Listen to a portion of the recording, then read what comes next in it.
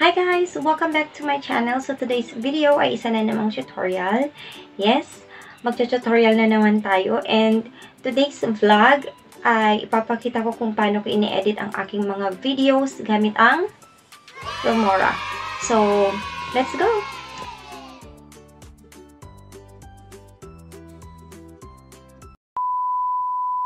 Open natin yung Wondershare Filmora 9. Antayin lang natin mag-load yung libraries niya. So, once loaded na, magpapakita yung screen na ganito. So, ito na yung loob ng Filmora natin. So, may makikita ko dun sa taas, yung mga media, audio, text, ayan. Pwede mo yung gamitin sa lahat ng videos mo. So, mag-i-import tayo ng raw video natin. So, double-click lang yung film sign. Ayan. So, hanapin natin yung video na gusto mong i-import or i-edit. So, kunin ko muna yung aking intro. Yun muna yung kukunin ko. Ayan. Then, magpapakita na siya dyan. Wait lang natin. Naglo-load pa. Okay. There you go. And then, pag mag-a-add ka ulit ng another video, double-click ulit. Then, hanapin mo na naman kung nasaan or saan nakasave yung ating video. Yan, hinahanap ko. So, ayan. Then, click mo lang din para mapunta siya dun sa Filmora. Okay, naghahanap pa. So, sa baba. Maghanap na lang ako ng kahit mahaba-haba na lang dyan na video. Wala akong mahanap na maikli. Then, click mo lang din. Okay. Ayan. So, nandyan na sila lahat. So, paano natin siya i-edit? So, i-drag mo lang siya pababa. Ayan. Nandyan na yung aking intro.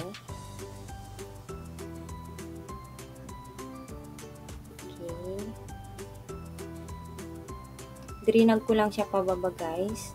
Kasi may lagayan naman dyan ng pag media, yung mga videos, ganyan. May lagayan din pag audio lang. Okay, so idagdag ko yung aking raw video. Ito na yung i-edit ko. Ayan.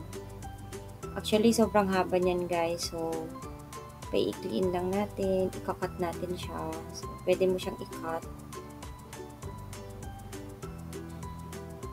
Yung red line na yan guys, ilagay mo lang dun sa gusto mong part na i-cut siya. Mga tinatanggal natin ng mga parte na hindi na kailangang ipakita sa video, yan, tatanggalin natin yan. So, hanapin mo, i-position mo ng mabuti. Yan siya. And then, right click and yun, start playhead. Pwede ding split guys and then delete mo lang yung, i-click mo lang yung part na gusto mong i-delete yan. Pero mas madali kasi sa akin yung start playhead kapag sa unahan lang talaga siya. And then pwede kang magdagdag ng mga effects na gusto mo. So let's say magdagdag ka ng opener mo. So click mo lang yung text. Yan. Ang dami-daming pagpipilian guys na layout. Ang need mo na lang kailangan gawin ay edit mo yung text niya. So, kagaya ng ginawa ko, drinag down ko lang din. Then, i-click mo lang siya. Click mo yung text. Ayan. Edit mo lang din. So, kung anong gusto mong ilagay, yung title ng vlog mo, pwedeng ilagay mo dyan. Ayan, kung nakikita nyo. Ang kagandahan nito guys is pwede ka ding mamili ng font style. Pwede mo ding i-change yung font size niya. Pati color pwede din. Ayan. Okay.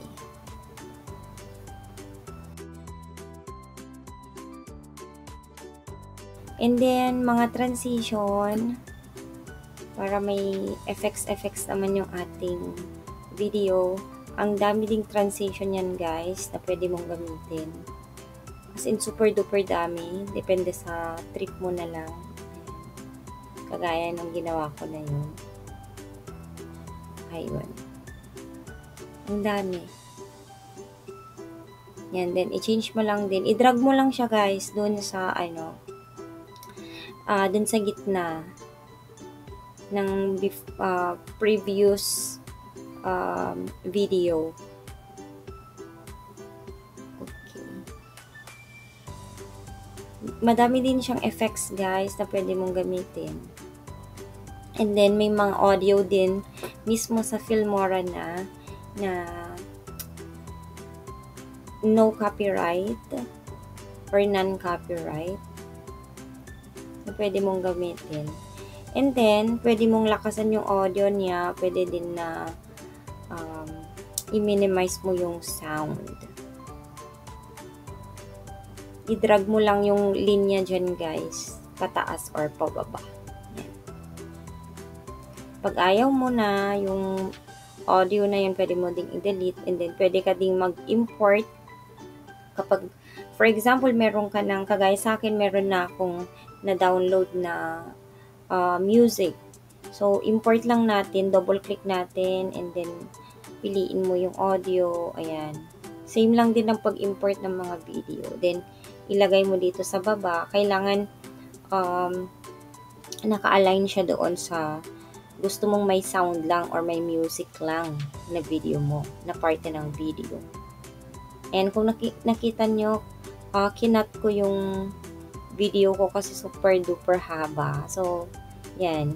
Ang dali lang mag-cut dito sa Filmora. Pwede din i-cut din yung mga audio natin. Pwede mo ding i-adjust kung gusto mo na mas mahaba yung music. Pwede din yan guys. Ayan, then dinagdagan ko. Pwede ka din magdagdag ng text, ganyan. Kagaya ng ginagawa ko. Okay, kagaya ng sabi ko kanina, pwedeng i-change natin yung font style, font size ng mga texts. Yan. Tsaka meron ding mga naka-ready na dyan na color and font style. Click mo lang siya para mag-effect siya doon sa iyong tinype na mga words. Ayun. And then may animation din. Ang dami-dami pagpipilian ng animation. Ayun. Para may effects yung text. Super dali lang paggamit nitong Filmora guys. Tsaka may undo naman. For example, na mali ka ng pindot. Pwede ka naman mag-Ctrl Z. Para maibalik yung previous na ginawa mo. Yan ang kagandahan din ng Filmora. And then of course, don't forget na Ctrl S, mag-save ka din. Habang ginagawa mo yung in-edit mo yung video mo. Para mas safe. Ayan. Pwede ding maglagay ka ng background design. Pag ayaw mo na pure black yung background ng text mo, pwede ka ding gumamit. Ganun din, same importing. Patong-patong lang yung paggamit ng Filmora guys. As in, patong-patong lang yung mga media, ganyan, mga audio, kagaya ng ginawa ko. Kung ano yung gusto mong nasa likod, nasa mas likod, yun yung ilagay mo din sa pinakamababa. And then, i-make sure natin na yung size is 9:16. Yun kasi ang size ng thumbnail for YouTube guys. Para wala yung black dun sa side ng screen. Ayan, I think okay na yung ating short video.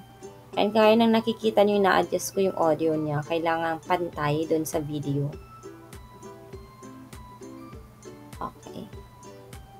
Ayan, try natin siyang i-play. Pwede mo rin siyang i-play guys para makita mo kung okay na ba yung in-edit mo or if it needs additional editing pa, ganyan. So, pwede mo siyang i-play. May playback siya guys. Okay. For the sake of tutorial, ganyan lang ka-ikli yung video na nilagay ko. Then once done, pwede mo na siyang i-export. Ayan. Click mo lang yung export dun sa taas and then rename mo yung file mo ng gusto mong title niya para madali mo siyang mahanap dyan sa laptop mo. Ayan. Antayin mo lang yan mag 100%. Ibig sabihin na export na yan pag 100% siya. Since maikli lang yung video guys, mas madali lang siyang mag-export. Kapag mas mahaba din yung video mo, mas mabagal yung exporting mo. Ganun lang yun. So, antayin natin mag 100% siya. Ayan. Okay, 100%. So, pwede mo nang i-close yan. And then, automatic yan nakasave na doon sa laptop. Sa akin kasi may folder ng Filmora. So, hinanap ko lang yon. And then, yung sa output, nandun siya. Then, magpapakita lahat ng mga na-export mo ng mga video. So, hanapin mo lang yung title nung in-export mo kanina. Panoorin natin yung exported na video. Ito na yung ina-upload natin sa ating YouTube channel.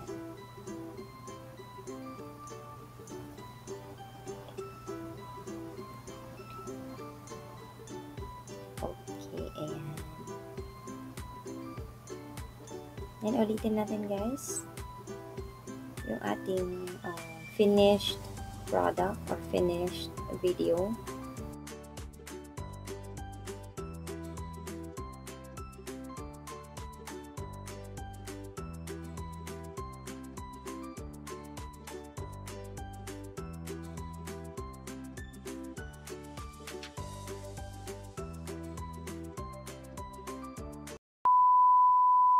So, there you have it, guys. Diba, napakadali lang talagang gamitin yung Filmora. So, para sa akin, masasabi ko siyang user-friendly. Kasi, hindi mo kailangan ng 1 buwan, 2 buwan, 3 buwan para matutong gamitin ito. As in, super-duper dali lang talaga niyang gamitin. That's why, yun na yung ginagamit ko ever since na nag-vlog ako. Kasi, napakaano lang, simple lang yung mga effects na nandun, pero makakagawa ka na ng napakaganda na video. So, if I were you, i-download nyo na ang Filmora and start using it. So, see you again next time, guys. Bye!